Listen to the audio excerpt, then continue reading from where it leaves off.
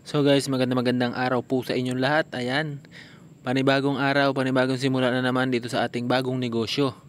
Ayan, sa mga customer ko po diyan, ayan, meron po tayong binuksan dito na pansit bato with dinuguan, with lechon kawali, with egg, with Shanghai, at meron tayong plain. Siyempre yung pansit bato natin guys, talagang galing Bicol yan.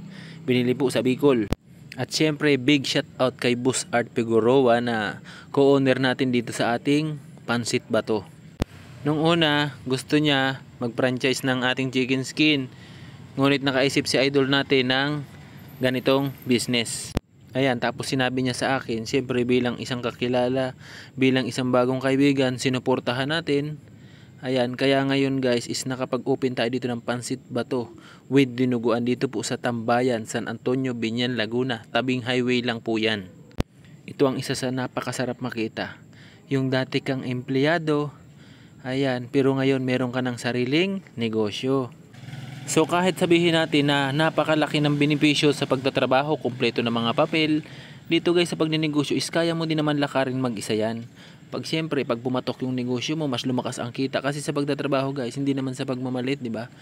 Kung ano yung sahod natin, napakatagal bago tumaas, di ba? Naka-maintain lang tayo sa ganong sahod. Minsan, depende sa amo, depende sa trabaho na napasukan natin. Pero, swerte mo na pag talagang yung amo mo is marunong at mabait sa'yo. Kaya number one guys, suggest ko talaga ay business talaga. Negosyo talaga yung makakapagbabago sa'yo. Huwag kang matatakot sumubok sa isang negosyo. Dahil yung negosyo na yan, wala namang mawawala sa'yo kung susubukan mo. Dahil wala ka naman dating negosyo eh. Diba? Susubok ka lang. Kaya walang mawawala sa'yo. Huwag kang manghihinayang na mamuhunan sa business. Kasi para sa'yo yan. Siyempre, pag buo yung loob mo, hindi ka natatakot. Kasi karamihan sa atin takot magnegosyo kasi ang iniisip nila ay baka malugi. Yan, pagkalugi agad ang iniisip. At so yun guys, kakabukas nga lang ng Pansit Bato natin dito. Ayan, tingnan nyo naman yung tao. Mayat maya na ang dating at mayat maya ang take out at hindi nawawalan. Meron pa rin tayong lalamove. May mga bumibiling nakalalamove guys. Pag salang natin ng isang salang, ang masiserba niyan is 10 na tao. 10 katao. Tapos salang ulit kasi nagkasunod-sunod na partida yan guys. Tanghaling tapat pa yan. Kasi nakakatuwa bilang party ko dito sa business na to. Nakakatuwa kasi pag post ko talaga, grabe yung mga customer ko, yung mga viewers ko, supporters ko. Talagang hindi sila nagdalawang isip guys. Sumuporta talaga sila dito. Iba. Kaya guys, lagi ako nagpapasalamat sa mga viewers ko, sa mga followers, sa mga supporters ko, mga kakilala ko. Kasi guys, talagang pag nag-open ako ng isang negosyong ganito, pag sinabi ko na opening namin, talagang hindi sila nawawala. May mawala mang iba pero sa susunod na araw is pumupunta sila. At so yung dating napapanood lang natin sa social media, dyan sa may Pasig, may mga ibang lugar na nagtitinda ng Pansit Bato.